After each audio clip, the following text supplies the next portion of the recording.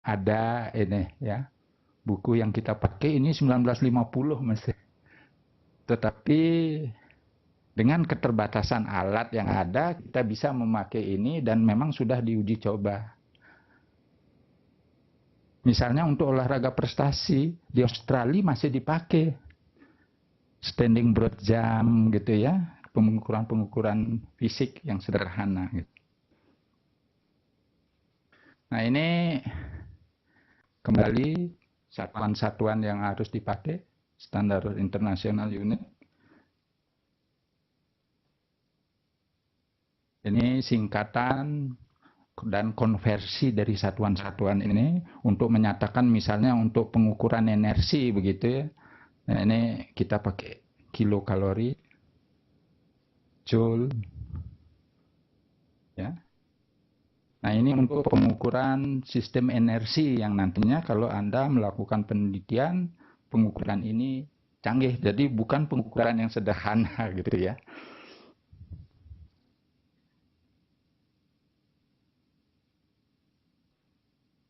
Nah, dalam kita mengukur ya objek yang akan kita ukur itu kita memilih suatu tes. Itu pertama Maaf dia. ya, tadi Ya, kayaknya ada yang keliru ukuran tadi. Maaf kalau. ya kita kembali. Satu lagi. Itu yang yang kilokalori. Kilokalori, yang nomor 2, ya terus ke sana. Yang nomor 2, 1 kilokalori sama dengan 426,8 kilokalori. Kalori gitu sebenarnya. Ya? Kalori ini. Kilokalori. Ya. Ya, coba kita lihat nanti gininya ya. Ya. Mungkin diubah menjadi kalori kecil gitu ya. Jadi bukan ini. Ya, bagus sekali. Ada sedikit kesalahan di sini. Kita lihat nanti. Nah, ini kriterianya valid. Jadi andal, objektif, harus ada penuntun gini. Penuntun ini dan kemudian ada norma-norma yang berdasarkan hasil penelitian atau kesepakatan yang dipakai lokal di Indonesia. Di luar negeri ada, tapi manusianya sudah berbeda jauh sekali gitu ya. Jadi lebih tinggi, lebih ya berat dan sebagainya. Ini gini, kemudian norma data normal. Data normal kalau penelitiannya misalnya dilakukan pada anak-anak sekolah begitu ya, atau pada karyawan kantor gitu. Ada norma-normanya setelah kita melakukan suatu ya pengumpulan data yang berulang. Jadi kalau bisa nanti data yang Anda lakukan dalam pembuatan tesis nanti, jadi data-data ini dikumpulkan, kita bikin standar nanti. Gitu. Umur kan sudah tercantum nanti pada pembuatan tesis, pada pengukuran-pengukuran ini. Jadi itu yang kita kumpulkan, tempatnya di mana, jadi persyaratan untuk melakukan tes bagaimana gitu. Kalau memang bisa, itu kita bisa pakai data. Misalnya tes naik turun bangku secara hafal itu ya dipakai hasil penelitian dari Dr. Haryadi UI. Jadi tinggi bangkunya kalau di luar negeri itu 50 ke atas begitu tinggi bangkunya untuk laki-laki, untuk wanita itu 45 gitu. Tapi oleh Dr. Haryadi yang dengan sampelnya ada di Jakarta gitu ya, orang-orangnya dipakai tinggi bangku 47,5 cm untuk laki-laki dan untuk wanita 40 cm. Gitu.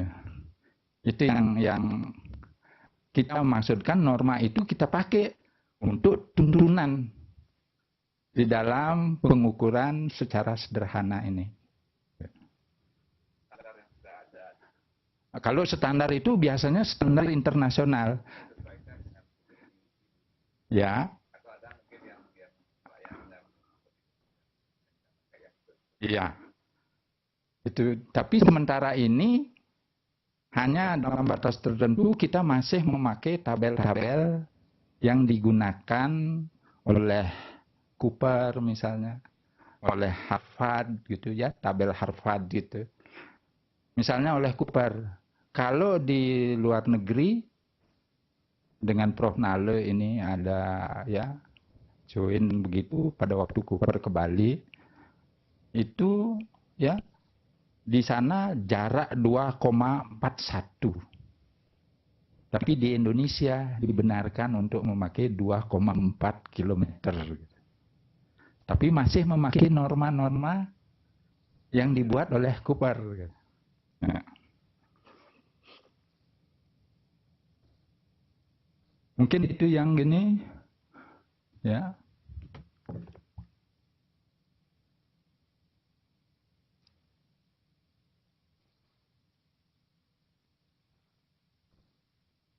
Jadi fungsi pengukuran saya tidak bahas lebih lanjut gini ya, menentukan tingkat kemampuan, kesanggupan gitu ya, mengelompokkan sesuai dengan kemampuan, mendiagnosis kelemahan, membebaskan salah satu aktivitas dalam program pelatihan fisik. Kalau tidak terjadi peningkatan, maka dikeluarkan saja atau diubah programnya. Terutama dalam olahraga prestasi di sini. Nah, kemudian memotivasi untuk olahraga prestasi, meramalkan untuk kemampuan atlet olahraga prestasi, kemudian menyusun norma-norma tadi, mengevaluasi program dan pelaksanaannya, merevisi program dan pelaksanaannya, dan mengumpulkan data untuk penelitian lebih lanjut. Jadi ini yang dulu, kemudian, nah ini seperti saya katakan, kebugaran fisik, ada yang bilang kebugaran jasmani, ada bilang kesegaran jasmani. Kalau dari ABRI disebut kesemaptaan jasmani, begitu ya. Banyak istilahnya, tapi saya pakai kebugaran fisik atau bugar jasmani gitu ya. Jadi ini kemampuan tubuh untuk melakukan suatu tugas rutin dalam jangka waktu lama tanpa mengalami kelelahan yang berarti. Diberikan tugas yang baru dapat melaksanakan walaupun tugas itu mendadak gitu. Misalnya kalau mau ujian gitu. Ujian tengah semester gitu atau ujian akhir semester atau pembuatan tesis. Ini tugas-tugas mendadak itu akan mempengaruhi tingkat kebugaran jasmani, akan mempengaruhi mudah sekali flu. Tapi kalau ada tingkat kebugaran jasmani Anda bagus, walaupun dikasih beban yang mendadak, masih bisa dilakukan gitu. Nah ini yang perlu saya kemukakan. Jadi komponen ini 10 komponen dari tubuh kita, jasmani kita, yang perlu kita dapatkan datanya gitu. Kita lakukan pengukuran-pengukuran secara sederhana. Jadi yang pertama, daya tahan, sebenarnya di sini ada respiratio kardiovaskuler. Karena sistem respirasi dan kardiovaskuler ini tidak bisa dipisahkan. Atau dikenal sebagai daya tahan fisik umum gitu. Yang pertama ini. Kemudian ada daya tahan otot atau daya tahan lokal, yaitu yang kita sebut muscular endurance gini. Kita pakai bahasa Indonesia saja gitu. Kemudian kekuatan otot, kelentukan. Nah ini yang 3 ini, 2, 3, 4 ini termasuk dalam kemampuan fungsional daripada otot. Ya, jadi yang muskular. Kemudian yang 5, komposisi tubuh. Kira-kira apa contohnya kalau komposisi tubuh? Lemak. Kemudian densitas tulang misalnya ya. Kemudian bentuk tubuh. Ini Di fitness itu orang membentuk tubuh. Jadi bentuk tubuh yang bagaimana yang ya bisa memberikan suatu ya daya tahan lama tapi produktif gitu intinya ya. Nah, kemudian ada body size. Jadi pada komposisi ini yaitu mengenai ukuran tinggi dan berat badan, ukuran-ukuran tubuh misalnya bisa diukur dengan antropometri di sini ya. Di body komposisi ini, status gizi bisa ditentukan di sini dengan mengukur memakai antropometri secara sederhana. Jadi kemudian lean body mass, densitas itu termasuk pada komposisi tubuh ini. Ada rumus-rumus sederhana yang dipakai untuk mengukur. Kemudian pengukuran lemak juga ada cara-cara sederhana. Nah, kemudian kecepatan gerak. Ini sudah menyangkut motorik gitu ya. Jadi kecepatan gerak. Ada waktu gerakan, ada waktu reaksi, ada waktu refleks. Itu berbeda. Kalau waktu reaksi, waktu ada rangsangan, kemudian awal dia akan melakukan gerakan terhadap mengantisipasi rangsangan tersebut. Itu kita sebut waktu reaksi. Sedangkan waktu gerak, jadi dia melakukan gerakan mulai dari awal sampai akhir. Ada rangsangan, misalnya ada bola datang, dipukul, awal dari gerakan memukul ini sampai terakhir. Itu yang kita kenal sebagai waktu kita ukur kecepatan geraknya. Waktu smash, misalnya smash king pada bulu tangkis, itu ada ukurannya. Smash Rudi Hartono itu di Australia sudah ada datanya gitu. Kita di sini malah tidak punya gitu. Ya, jadi sudah ada gerakan kecepatan gerakannya, ya. Kemudian waktu kecepatan reaksinya, ini ya. Kemudian lincah, yang kita sebut dengan agility. Jadi kemampuan untuk mengubah-ubah arah kita kenal sebagai lincah gitu. Misalnya mampu ganti-ganti pacar, kan lincah dibilang. Ya, lincah dia gitu. Jadi mampu ganti-ganti pacar gitu. Nah, ini kelincahan di dalam olahraga ini ya. Kemudian ada keseimbangan. Jadi ketika Anda berdiri tegak, ketika Anda jalan, itu keseimbangan ini berperan sekali gitu. Nah, kemudian kecepatan reaksi sudah tadi dan koordinasi. Jadi bagian kiri dan kanan bagaimana koordinasinya. Gitu.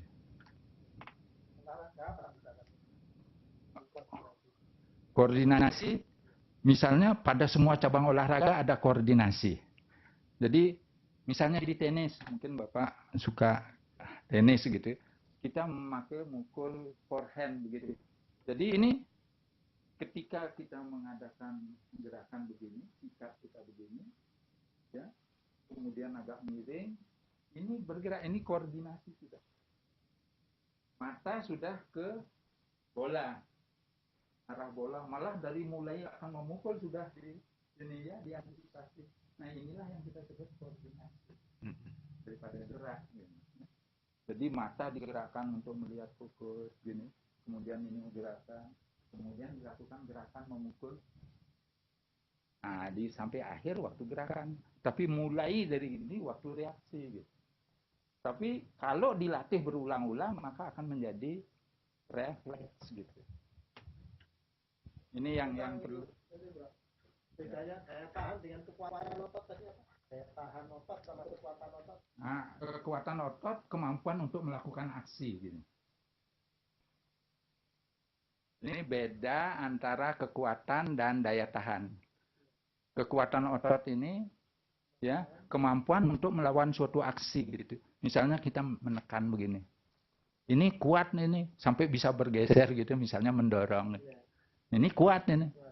Sedangkan daya tahan, kemampuan dia melakukan ini berulang-ulang gini. Dalam waktu yang lama. Ya, dalam waktu yang lama sehingga ini bergeser gitu. Ada hubungan antara kekuatan dengan daya tahan. Daya tahan ada gitu. Jadi gaya yang dipakai untuk memakai kekuatannya itu sampai seberapa lama? Ya, daya tahan. Sampai berapa lama dia mampu melakukan itu. Tetapi kalau power disebut daya ledak gitu. Ya, daya ledak misalnya melompat, mengangkat berat badan ke atas gitu, melompat begitu. Ya, melompat melawan gravitasi, kemudian waktunya singkat. Eksplosif gitu istilahnya, explosive power. Gitu. Jadi loncat tinggi, loncat jauh. Ya. Termasuk power. Power. Jauh. Angkat badan itu. Jadi power itu pada waktu memukul juga bisa gitu. Bagaimana kuatnya memukul? Jadi force time velocity gitu. Kecepatan tapi time velocity-nya mendadak, singkat waktunya gitu. Ya, ada ledakannya gitu. Nah, itu kemampuan biomotorik istilahnya gitu nanti. Kemampuan biomotorik, bukan bagian dari kebugaran jasmani. Bisa saudara melakukan pengukuran itu. Jadi dalam kebugaran fisik ini power tidak masuk dalam itu. Dimasukkan dalam kemampuan biomotorik gitu. Kemampuan biomotorik. Ya, jadi yang konsep sini strength, yang sini yang dipakai strength. Iya, strength kekuatan dan daya tahan. Jadi bahasa Indonesianya apa, Prof? Kalau power, karena kalau strength pakai kekuatan, kalau power apa? Bahasa Indonesianya. Kekuatannya kalau power daya ledak. Daya ledak, power daya ledak. Daya ledak gitu istilahnya gitu. Kekuatan bom. Daya ledak bom. Ya, begitu ditaruh bomnya meledak, daya ledak. Nah, kita langsung sekarang bagaimana mengukur kemampuan fisik umum gini ya. Nah, selama kita melakukan pengukuran gitu ya, terutama dalam keadaan istirahat dan ya, keadaan istirahat dan pengukuran dengan stres atau pembebanan. Nah, yang dimasukkan di sini dalam keadaan istirahat hanya untuk mengetahui, memperoleh data, misalnya pada physical diagnostic, pada dokter ini physical diagnostic ini kita lakukan pengukuran untuk mengetahui apakah dia berada dalam keadaan normal. Misalnya berbaring, bagaimana tajam penglihatannya, gitu ya.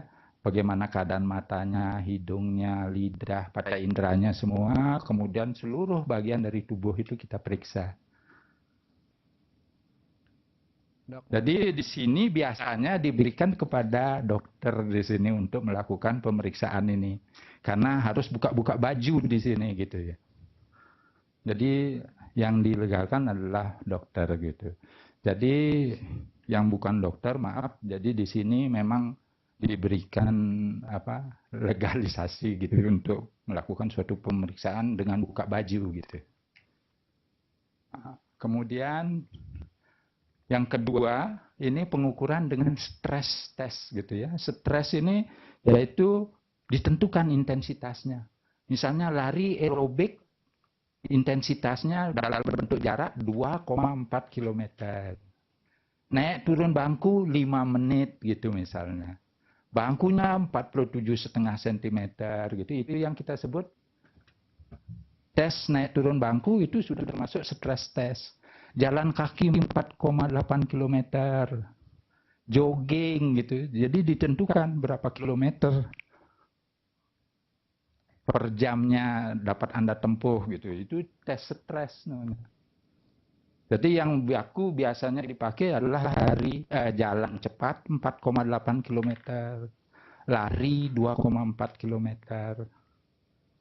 ya. Naik sepeda. Jaraknya ditentukan misalnya 8 km, berapa jam ditempuh gitu. Renang juga bisa, atau permainan. Saudara bermain bulu tangkis, ada nilai bakunya gitu. Nilai baku untuk bulu tangkis misalnya, 1 minggu Anda melakukan permainan itu 5 kali per minggu, itu baru dapat biji nilai 5. Tapi lawannya lawan yang lemah untuk single. Jadi agak sulit itu kita pakai tes itu gitu. Jadi jangan memakai bentuk-bentuk permainan gitu. Nah, di sini stres itu dengan intensitas, dengan bebanan ini, berapa dia kapasitas fungsionalnya, meningkat atau tidak gitu. Dok, mau tanya dok, Ya, dari Bali. ya. Apa beda interpretasi misalnya tes lari 2,4 dengan jalan atau naik turun bangku? Bedanya apa? Saya sebutkan persamaannya. Mereka menghitung kemampuan mengkonsumsi oksigen maksimal. Ya. Kemudian dikonversi ini semua kemampuan oksigen maksimal itu dikonversi dalam satuan waktu gitu. Misalnya tes naik turun bangku. Dia harus melakukan 5 menit, tetapi dia hanya mampu melakukan 3. Ini laki-laki. Tabelnya sudah ada itu, dikonversi dia. Jadi kalau dia melakukan 3 menit, berarti kategori kebugaran jasmani menurut tabel Harvard itu kurang jadinya. Ya, mungkin sedang ya kalau kemampuan fungsional sistemnya bagus. Tapi mungkin kalau kemampuan fungsionalnya rendah, di tabel itu dia rendah gitu. Jadi kurang kategori kebugaran jasmaninya. Kemudian kalau lari 2,4, ini secara empiris sudah diteliti oleh Cooper. Jadi di sini didapatkan bahwa untuk seseorang dengan berat badan ini umur sekian itu didapatkan konsumsi oksigennya berdasarkan pengukuran secara tidak langsung, ada tabelnya juga yang hanya menunjukkan kuantitas yang sederhana. Itu ada 3 kategori, tetapi menurut Harvard tes naik turun bangku itu ada 6 kategori, mulai dari kurang sampai ke amat baik dan atau istimewa. Kurang sekali, kurang, sedang, baik, baik sekali.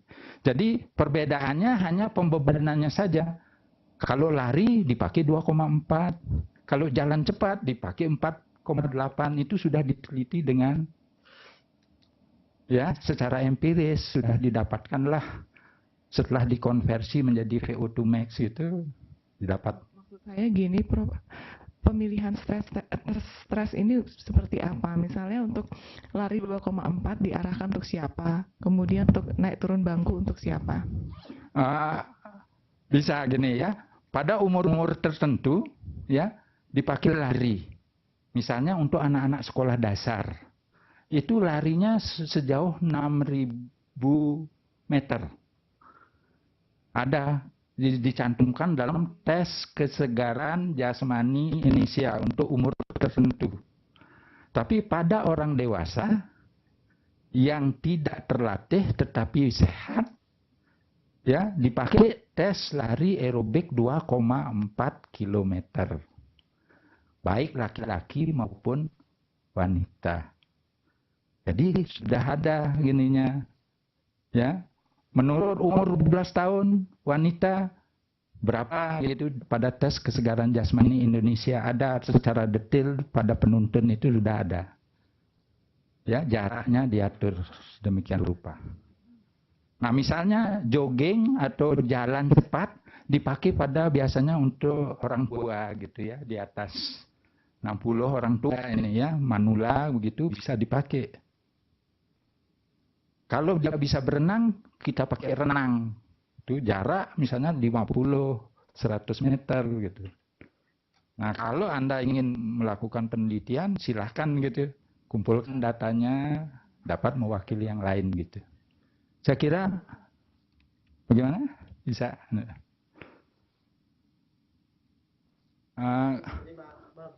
Ya. Itu hanya dibedakan untuk kenyamanan pasien aja, ya, atau abilitas pasien. Ya, jadi mau pakai tes yang mana begitu. Tapi sebenarnya ukurannya sama. Mengukur konsumsi O2-nya dibandingkan dengan nanti tingkat kebugarannya. Kebugarannya gitu ya.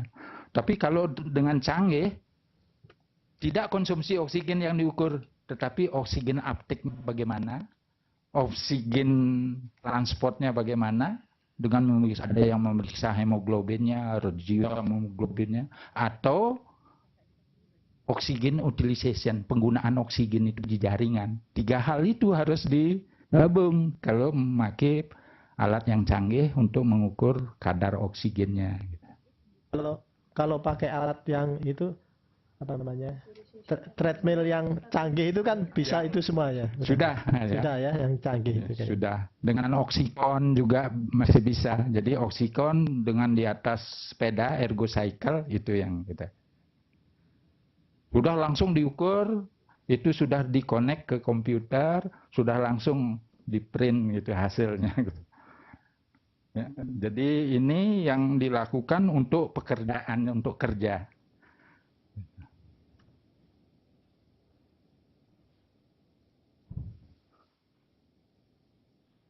Nah, pengukuran sederhana untuk kebugaran jasmani ini kita melakukan suatu prosedur-prosedur ini ya. Jadi persiapan pengukuran. Jadi persiapan pengukuran ini ya, pertama itu harus sehat. Jadi melalui screening kesehatan. Seperti saya katakan, panas naik saja, suhu tubuhnya abnormal, itu tidak diperkenankan untuk mengikuti tes, stres test gitu ya. Jadi saya mendapatkan contoh kemarin dalam olahraga prestasi, seseorang setelah diperiksa ternyata suhunya 39. Tapi dia merasa mampu karena dia berprestasi gitu. Juara di bidangnya, tapi dia panas. Saya beritahukan ini tidak diperkenankan Anda. Anda tidak melengkapi data kesehatan Anda. Saya mau tetap latihan gitu. Orang tuanya juga memberitahukan begitu. Tapi setelah dia masuk desentralisasi, ternyata ya pasien tersebut masuk rumah sakit dan kemudian meninggal. Dan dari hasil pemantauan, ternyata dia ambulatoar untuk penyakit tipus abdominalis gitu. Jadi hanya dengan sederhana saja sudah kita tahu ya pengukuran temperatur sudah diketahui demikian gitu. Apalagi kalau ada hal-hal lain ya. Nah, kemudian persyaratan yang kedua cukup tidur. Tidak melakukan aktivitas fisik sebelumnya atau mengalami kelelahan ya, exhaustion gitu ya. Makan terakhir 2 jam sebelum pengukuran. Ini berhubungan dengan kerja dari sistem pencernaan gastrointestinal, tidak minum obat, mengenakan pakaian sepatu olahraga, tidak sedang hamil atau melalui suatu metode pengukuran khusus di sini.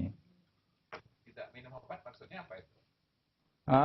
Tidak minum obat-obat yang ini misalnya memakai obat flu aja. Ya, membuat ngantuk begitu. Jadi kecepatan reaksi nanti pada battery test itu tidak gini.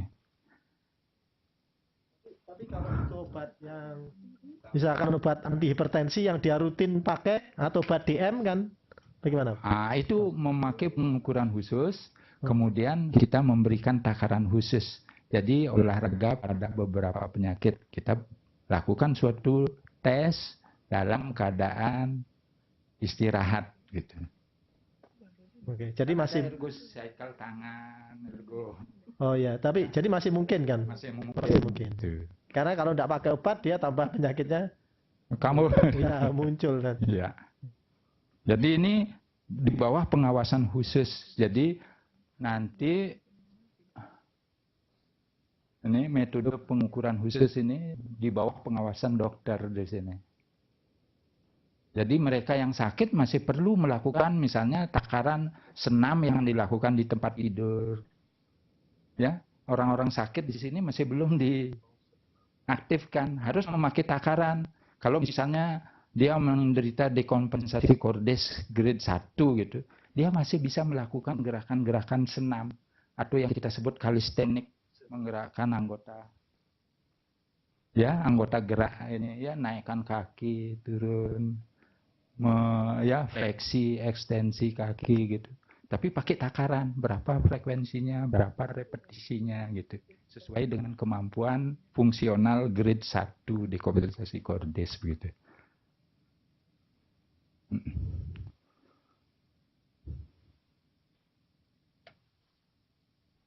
Nah, ini kita mulai pengukuran daya tahan ya, respirasio kardiovaskuler atau daya tahan umum gitu ya, fisik umum. Itu pertama kita melakukan pengukuran dengan palpasi denyut nadi saja. Jadi palpasi denyut nadi sudah bisa kita meramalkan, menafsirkan atau menetapkan bagaimana ya kemampuan fungsional dari orang yang bersangkutan. Ya, denyut nadi istirahat. Jadi yang diukur pada denyut nadi istirahat itu frekuensi denyut nadinya per menit. Kalau normokardia berapa? Kira-kira yang medis? 60 sampai 100 yang kita sebut normokardia kan? Nah, ini masih dalam batas-batas normal, kemampuan fungsional normal tubuh. Jadi normokardia diperkenankan gitu ya. Kemudian ada tahikardia.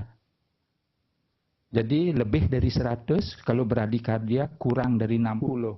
Nah, di sini kalau kita mendapatkan ya di luar dari normokardia ini ya, kita lakukan pemeriksaan mengenai kontur daripada denyut nadinya atau melalui pemeriksaan stress test atau memakai EKG. EKG istirahat gitu. Jadi kita dapatkan irama, kemudian proses listrik, perekaman listrik jantungnya itu kita dapatkan gelombang P-nya bagaimana, QRS kompleksnya bagaimana, gelombang U-nya bagaimana, segmennya ada elevasi atau tidak gitu. Dari sana kita dapatkan derajat dari kelainan yang diderita begitu. Kalau itu tahikardi atau bradikardi. Kemudian iramanya, ritmenya dari denyut nadi itu sendiri. Teratur, tidak teratur. Kalau tidak teratur, bisa Anda meramalkan, menafsirkan kelainan apa kira-kira? Teratur. Ya, ada blok misalnya begini iramanya.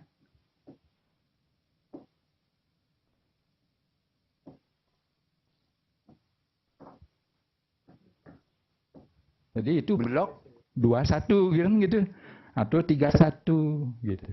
Nah, dari sini saja kita sudah bisa menafsirkan gitu. Dengan hanya pemeriksaan paling sederhana yaitu memeriksa denyut nadi. Kemudian juga bisa denyut nadi pada waktu kerja atau melakukan aktivitas fisik, latihan fisik di sini. Tetapi metode yang kita pakai adalah metode 10 denyut. Tapi yang barusan di sini, Prof siapa itu? Makin 6 detik denyut nadinya 6 detik gitu yang baru datang ke sini kemudian. Tapi di sini kita pakai metode 10 denyut.